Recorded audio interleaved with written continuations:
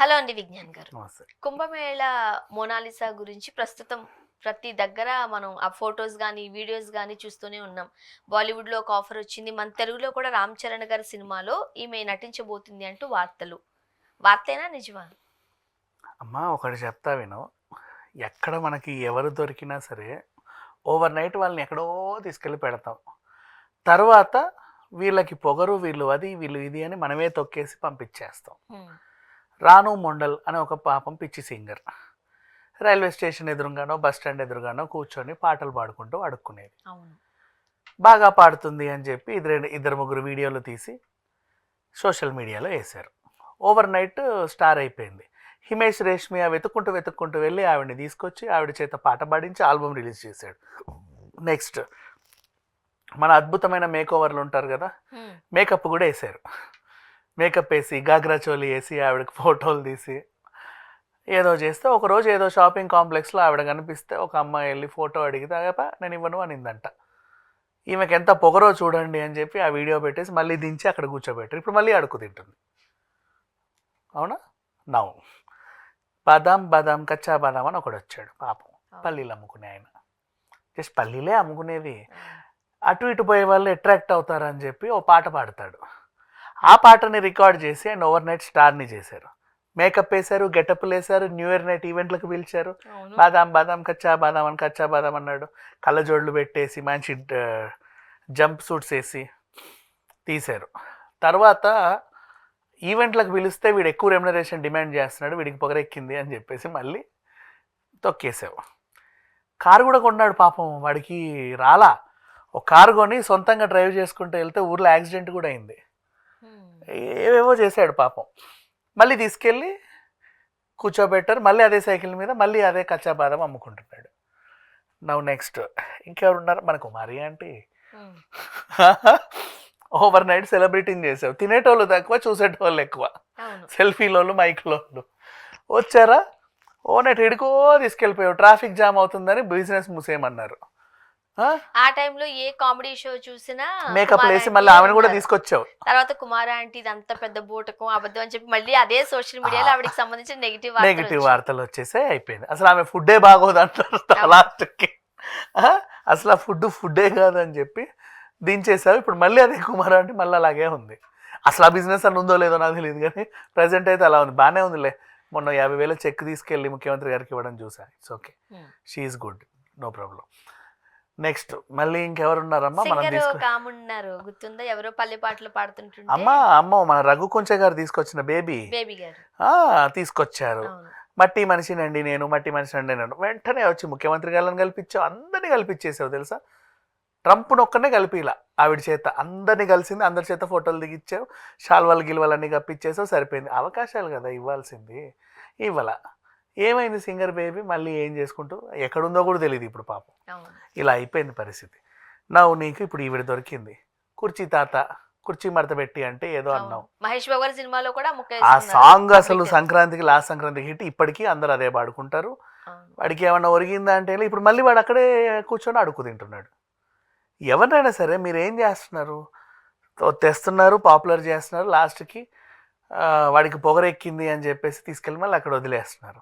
ఇప్పుడు ఈవిడ మోనాలిసా దొరికింది. కుంభమేళాలో 40 కోట్ల మంది ఉన్నారమ్మా. 40 కోట్ల మందిలో ఆల్మోస్ట్ ఈ పూసలు తాళ్ళు అన్నీ అమ్ముకునే వాళ్ళు ఇంకా మంచు ప్రదేశాల నుంచే వస్తారు, అందంగా ఉంటారు. కాశ్మీర్ నుంచో లేకపోతే సిక్కిం, మణిపాల్, అవన్నీ మంచు ప్రాంతాల నుంచి వచ్చే వాళ్ళని తెల్లగా చక్కగా నిగనిగలాడుతూనే ఉంటారు పాపం, అందంగా. అదే అక్కడికే వస్తున్నా. అందంగా ఉన్నా కూడా పాపం వాళ్ళు బిజినెస్ అంతే. ఈ అమ్మాయి అంటావా మరి మంచు ప్రదేశాల నుంచి అయితే రాలేదులే, ఇండోర్ నుంచి వచ్చింది. మధ్యప్రదేశ్ ఇండోర్ అంటే బొగ్గేరియా. ఆ బొగ్గేరియాలో డస్కీ స్కిన్తో ఏదో ఒకలాగా వచ్చింది. ఓ ఫోటో తీసుకున్నావు, బాగుంది, కళ్ళు బాగున్నాయి అన్నావు, తేనె కళ్ళు అన్నావు, వైరల్ చేసి ఓవర్ నైట్ అసలు ఇండియా మొత్తంలో ఒక అప్సరస తయారైపోయింది. పేరేంటమ్మా అంటే మోనాలిసా అన్నావు. ఆ మోనాలిసా పెయింటింగ్ ఎంత అద్భుతం సృష్టించిందో ఈవిడ కూడా అంతకు మించిన అద్భుతం అని చెప్పేశారు. ఐశ్వర్యరాయ్ లాంటి వాళ్ళైనా చిన్నప్పటి నుంచి అద్దం చూసుకుంటూ ఆ క్రీము ఈ క్రీము పూసుకుంటూ పెరిగారు. ఈవిడ మట్టిలో మాణిక్యం, చూడండి ఏ టెంట్ కింద పడుకుంటుందో ఏం తీస్తుందో అని చెప్పేసి అన్నారు. నిజమే ఈవిడ సిసలైన అందం అని తీసుకెళ్ళావు. మళ్ళీ గీకవర్లు చేసావు. నెత్తికి ఏదో పెట్టింది, రింగులు చుట్టూ. ఒక ఆవిడ వచ్చి మేకోవర్ చేసింది. తీసుకొచ్చి నాన్నగారు మీ కూతురు చూడండి ఎలా ఉందో అంటే బెల్ట్ తీసి కొట్టారు ఇద్దరిని. మరి ఏం చేస్తారు చెప్పు? ఏమే నీకు అవసరమా ఇది? ఇంత చేసి నిన్నే కదా నీకు పైనుంచి కింది దాకా ఒక అదేంటది జాకెట్ వేసేసి మొహానికి మాస్క్ వేసి నిన్ను మేము కాపాడుకుంటుంటే నువ్వు వెళ్ళి తయారై ర్యాంప్ వాక్ చేసుకుంటూ వస్తావా? నడు ఇందోరికి అని చెప్పేసి పెట్టాబేలా జరిది పంపాడు. ఇప్పుడు విషయం ఏంటంటే ఈ అమ్మాయికి వయసు ఎంత? 16 ఏళ్ళే. అంటే తన కెరీర్ నుంచి తానే నిర్ణయం తీసుకునే ఒక ఏజ్ అది. అప్పుడప్పుడే నేను ఇదైతే బాగుండు అదైతే బాగుండు అని. నువ్వు ఇప్పుడే వెళ్ళి నువ్వు ఇట్లున్నావు అనగానే ఆ పిల్లకి పొరపాటు నేను హీరోయిన్ అయితే బాగుండు అనిపించిందే అనుకో, ఇంట్లో గొడవపడి గోడ దూకొస్తే ఎవరిది బాధ్యత? మీరు ఇస్తారా ఆమెకి గ్యారంటీ? ఎవడిస్తాడు? ఎవడివ్వడు. ఆ పిల్లకి ఏమన్నా అయితే ఆడపిల్ల ఆయన కూడా ఆఫర్లో నాకు అసలు ఏమీ కనబడలా authenticity. Why? Because Manipur diaries అయినా తీసేది. మణిపూరి కథలు, మణిపూరి అమ్మాయిలు ఎలా ఉంటారు నాకు తెలియదు. మనం ఈ స్పాలల్లో సెలూన్స్లో చూస్తావు ఆ ఫేస్ సేమ్ ఆ చైనా ఫేస్ ఉంటుంది. ఈమెకు ఆ ఫేస్ లేదు కదా. ఈవిడకి ఇంకో ఫేస్ ఉంది. లైక్ నార్త్ అమ్మాయి లాగా అటువైపు పంజాబ్, హర్యానా, ఛత్తీస్గఢ్, మధ్యప్రదేశ్ ఆ ఫేస్ ఉంది. ఇప్పుడు మనలాంటి మొహమే ఉంది. ఆ డిఫరెంట్ యూనిక్ ఫేస్ లేదు తనకి. నీకు మణిపూర్ సినిమాకి ఎలా పనికొస్తే సరే, ఏదో గొప్ప మనసు చేత నువ్వు ఒక ఆఫర్ ఇప్పించుంటావు, బాగానే ఉంది, సంతోషం. అక్కడితో ఆగక రాజమౌళి గారు ఇచ్చేస్తున్నారంట ఆఫరు. మహేష్ బాబు సినిమాలో సెకండ్ హీరోయిన్ అంట, రామ్ చరణ్ తేజ సినిమాలో హీరోయిన్ అంట, RC16లో బుచ్చిబాబు క్యారెక్టర్ ప్లాన్ చేసినట్టు ఈమె అద్భుతం అంట. సరే ఇప్పుడు హీరోయిన్ల గురించే మాట్లాడుకుందాం. ఈమె వద్దులే. కన్ను కొట్టిన ప్రియా వారియర్ ఏమైందమ్మా కదా? బాగా గుర్తు చేస్తారు మీరు. ఏమైంది? హీరోయిన్ గా ఫేమస్ అవుదామంటేనే దిక్కులేదు. నువ్వు అమ్మాయిని తీసుకొచ్చి ఏదో చేసావు. రేపటి రోజు పొరపాటున నిజంగానే హీరోయిన్ ఎవరికన్నా ఒక సెల్ఫీ ఇవ్వకపోతే మళ్ళీ తీసుకెళ్ళి పూసలు అమిపిస్తావుగా నువ్వు. ఎందుకు అంత చేయడం? ఓవర్ నైట్ అయితే అయ్యిందమ్మా స్టార్. నిజంగా ఎవడైనా పెద్ద మనిషి చేసుకొని, నాకు కూడా మనస్ఫూర్తిగా అనిపించింది చూసారే బాగుంది పిల్ల హీరోయిన్ అయితే బాగుండని. అంటే ఎప్పుడెప్పుడు ఎవరికి ఏం సుడి తిరుగుతుందో తెలియదు. బిగ్ బాస్లో ఒక కామన్ మ్యాన్ వస్తే పాపం వీళ్ళకి సపోర్ట్ చేయాలి అనిపిస్తుంది. అలాగే కామన్ లేడీయే కదా, అందంగా ఉంది ఆవిడ చేసింది, ఆవిడ పుట్టింది, హెయిర్ కూడా బాగుంది. ఇప్పుడు ఏం వాడట్లా నువ్వు ఒంటికి, రెగ్యులర్ సబ్బు షాంపూలే వాడుతున్నావు.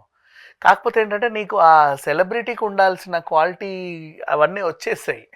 నిజంగా బాగుంది.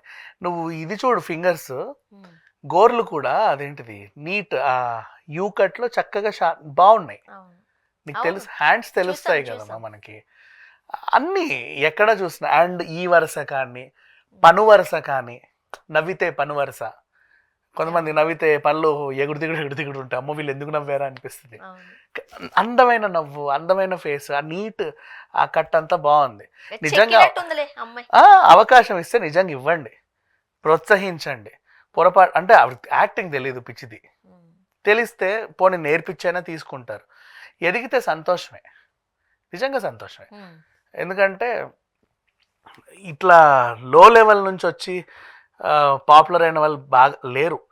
బేసిక్గా సినిమాలో నటించాలన్న కోరికున్న వాళ్ళు కొద్ది గొప్ప అట్లీస్ట్ మిడిల్ క్లాస్ వాళ్ళైనా ఉంటారు, మరి అంత పేదవాళ్ళు ఉంటారు. ఎందుకంటే చాలా మెయింటైన్ చేయాలి, మనకు తినడానికే డబ్బులు ఉండవు, అంత మెయింటైన్ చేయలేం కదా అని వదిలేసుకుంటారు చాలామంది.